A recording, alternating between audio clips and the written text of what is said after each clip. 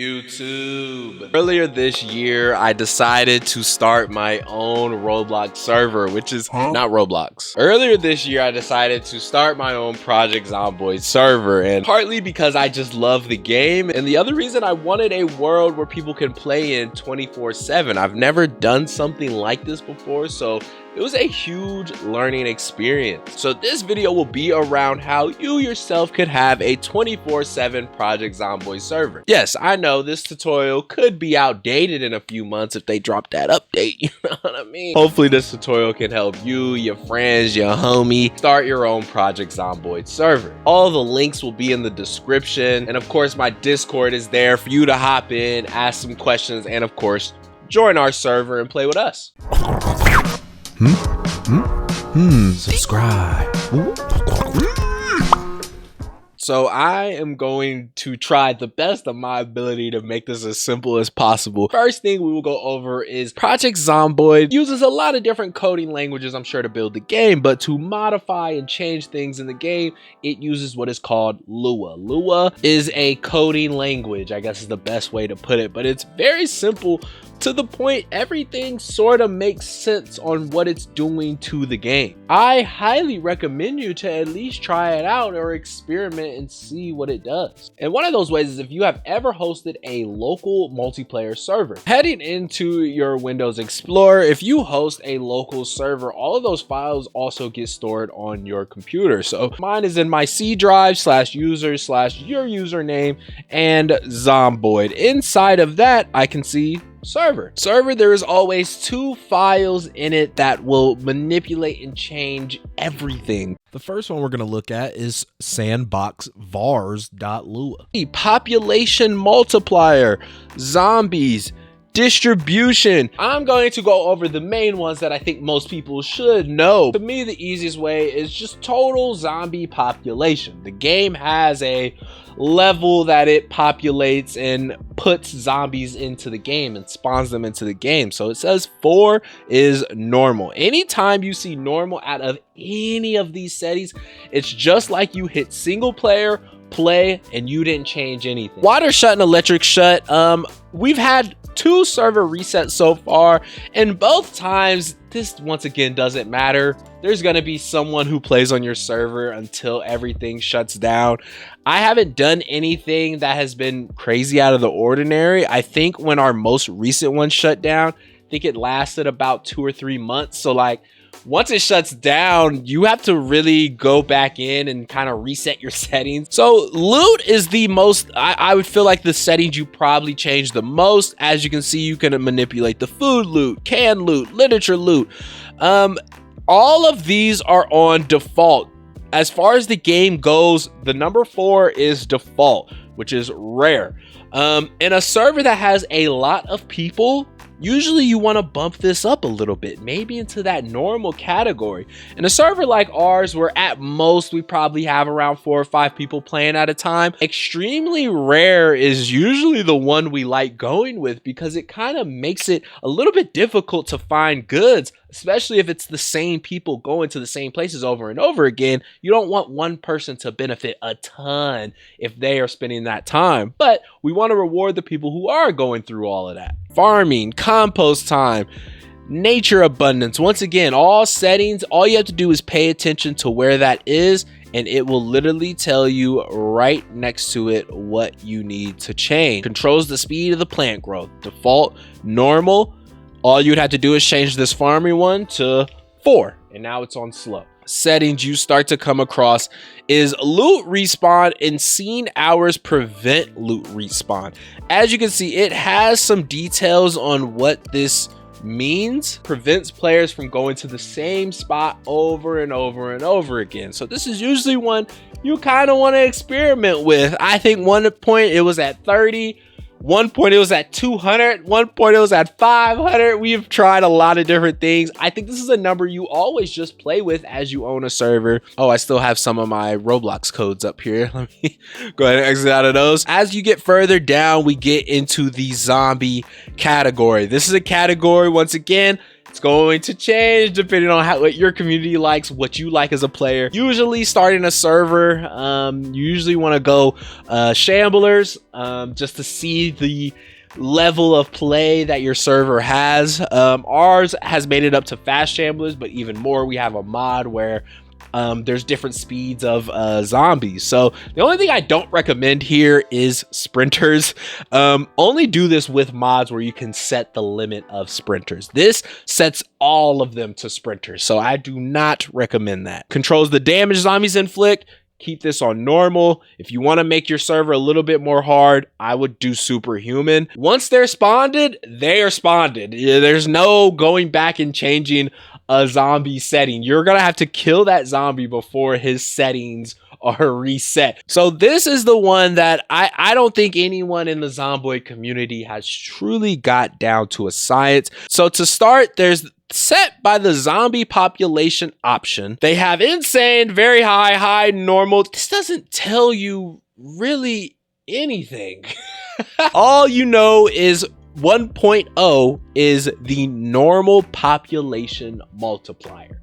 So once again, relate this back to if you hit single player and you did not change any settings. The start multiplier is zombies at the very beginning of the game. It doesn't matter if you have discovered or walked everywhere in the game. To add to that, there is the peak multiplier. So these, I feel like these two work together very closely, because it's like we're at 1.0 and I constantly want to get to 1.5. So if you are surviving around your server for 28 days, it has now got your start multiplier and got it to its peak of 1.5 in 28 days. How long does it take for a zombie to respawn now?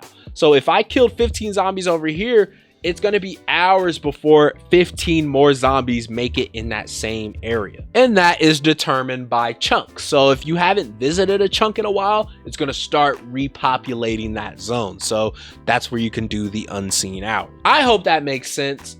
Like I said, to make it simple, you just really want to focus on that population multiplier and those respawn hours. That's going to be your just total zomboids that are around the map. Experiment with this, play around with it. You could probably understand it a lot more. Maybe somebody in the comments can explain it a little bit better than I did, but that has just been my experience.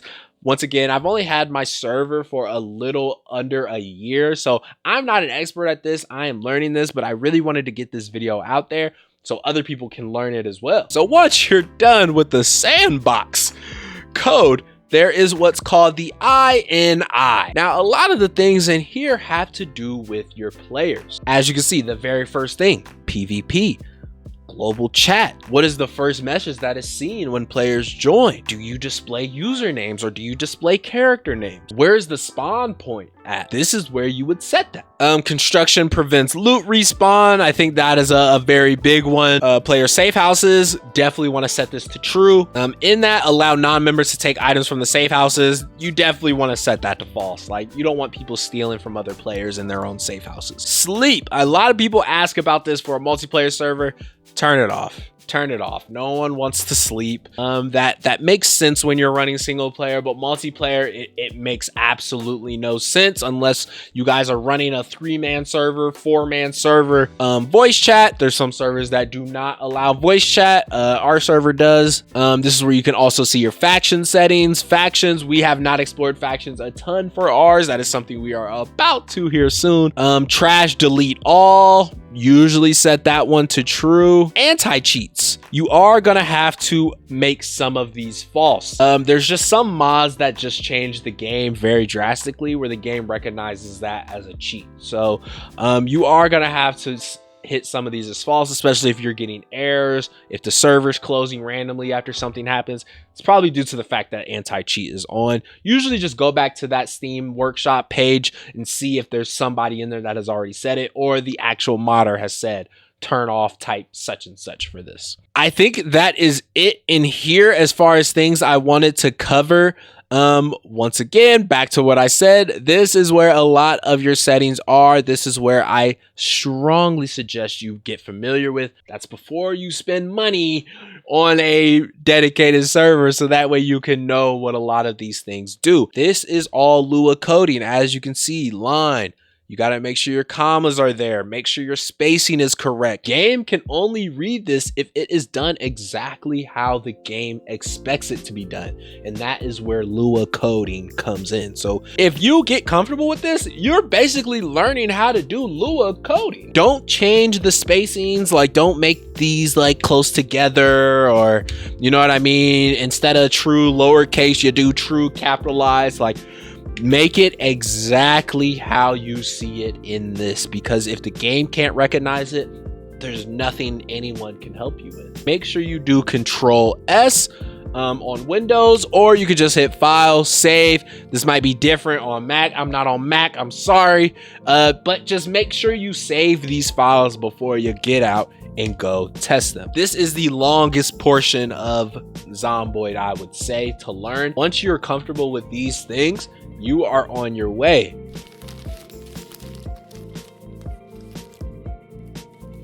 I use what is called Indifferent Broccoli. If you guys are not hip to Indifferent Broccoli, they are a cloud server. They have multiple different games that I'm not sure if they like partnered with them or like figured out a way to do it, but you basically pay them to use their servers. I'm sure they have some server warehouse in some building somewhere that has a lot of hardware that you are paying to use that hardware over internet. And one of those nice things is you can do a 2-day free trial if you are still like, I don't know about this, Malik. So once you start your account, it has what's called the control panel. This is where you can make all of the settings change that I just explained to you. This is where I think Indifferent Broccoli comes in and makes it way easier instead of just dealing directly with the Project Zomboid, because you're putting it in this and it's putting it directly in your server. One of the options for billing is split the cost. So you can actually share this link with people in your community. You can share it with your friends, your homies, and you guys can actually split the cost of a server. This would make it way cheaper than the price options that it had. And looking at it, right now we are on a 16-player server. I'd probably say at one point in time the most we got up to was around 11-12 people. We have not maxed that out yet. There has been times I've thought about going back down to 8, but as you see, it's only a $4 difference, so you might as well just get double the player size and just go for the 16 players. I'm currently paying $17 a month to run this server. No, that is not cheap. No, I don't recommend this to someone who's just doing this for their friends. I have a YouTube page that helps pay for this. I am also making my own mods, so that might change soon. I don't know, but to maintain any type of multiplayer server, it costs money. And as you can see, even the cheapest option for only 4 players is $7 a month. So once again, you're gonna have to find a way to pay for it. So on this page, I'm going to be blocking a lot of this. You will have the IP, the game port, which are both things you will have to use to connect to the server. FT port, FTP username, FTP password.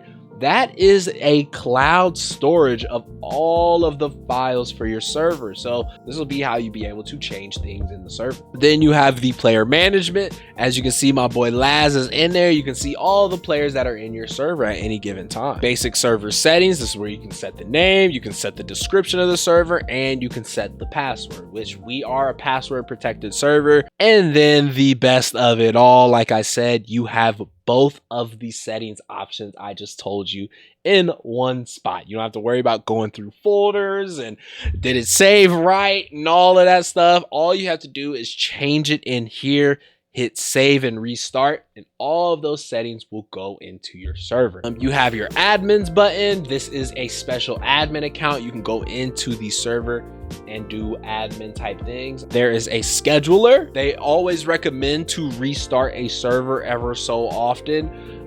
It prevents a lot of things like, I don't know, data issues. Maybe people are having connection issues. Restarting a server every so often, it's like that on any game you can think of. You never want to just have a server running forever, because it will eventually stop itself if you don't stop it. So next thing we will cover is mods.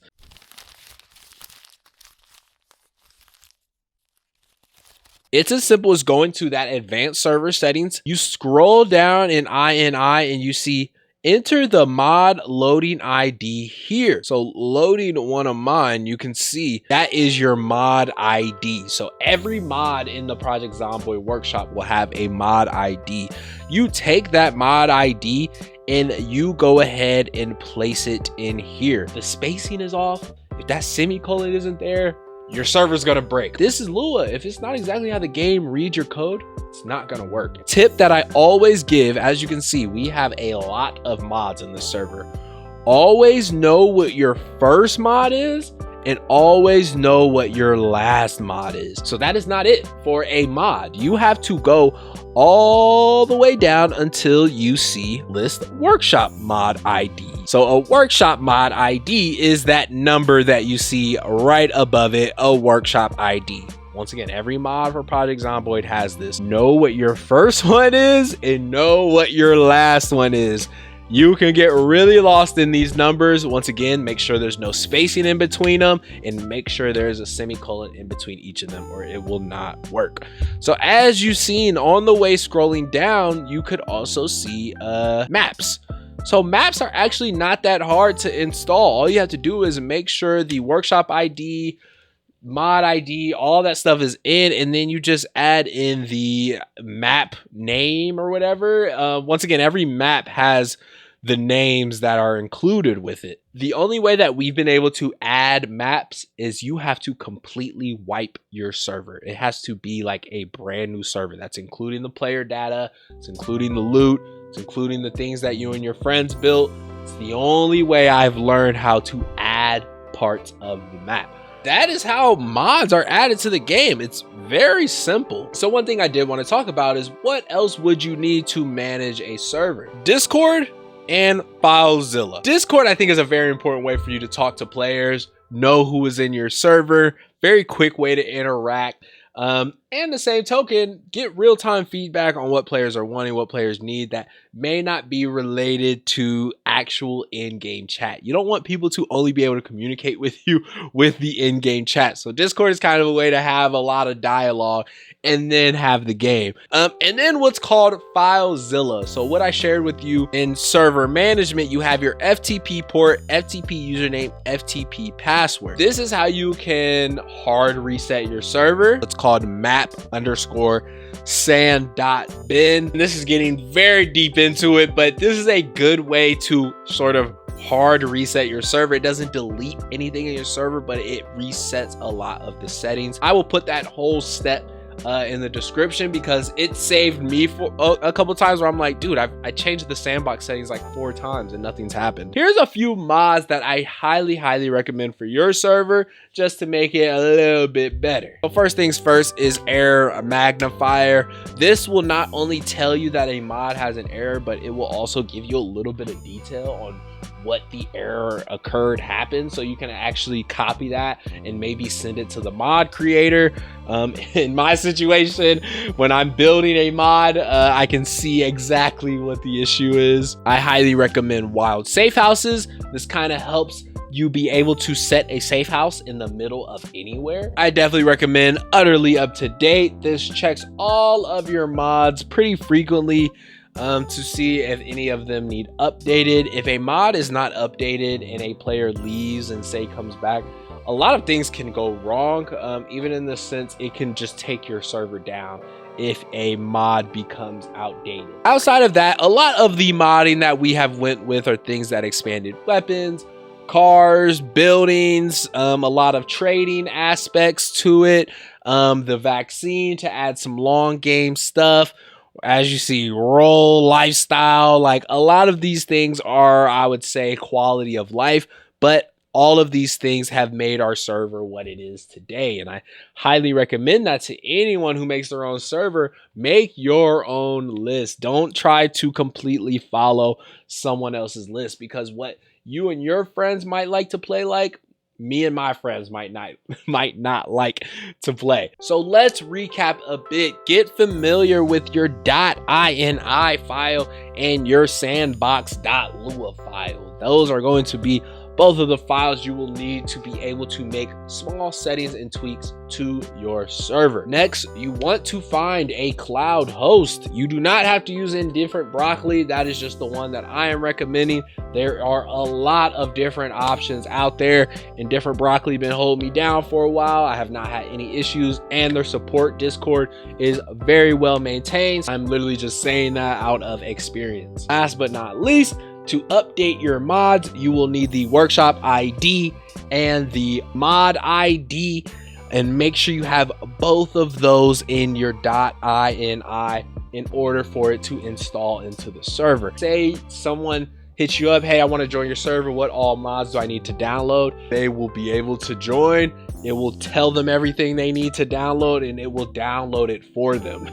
So they really don't have to do anything. All you gotta do is tell them, hey man, just put in the info and you can join. I think towards the end of this year, I'm definitely gonna be contemplating if it is worth having my own dedicated server. But that is why I wanted to make this, to show that it is possible to start your own server. I think it is very rewarding. It teaches you a lot about coding. What does it mean to be a server? What does it mean to be an admin? What does it mean to recruit for a server? What type of mods? How do you make multiple people happy for the server? I learned a lot in this year, I would say. So I hope this video helps some people who are wondering, what do I have to do to start my own dedicated server? It is not hard. The only thing I say is research is your friend. My Discord is there. If you want to join a Discord that has a Project Zomboid server, you're like, this is way too much for me. Come on. Come on. We always accepted people. Come through. But it is really childish. I am gone. Choo, choo, choo, choo.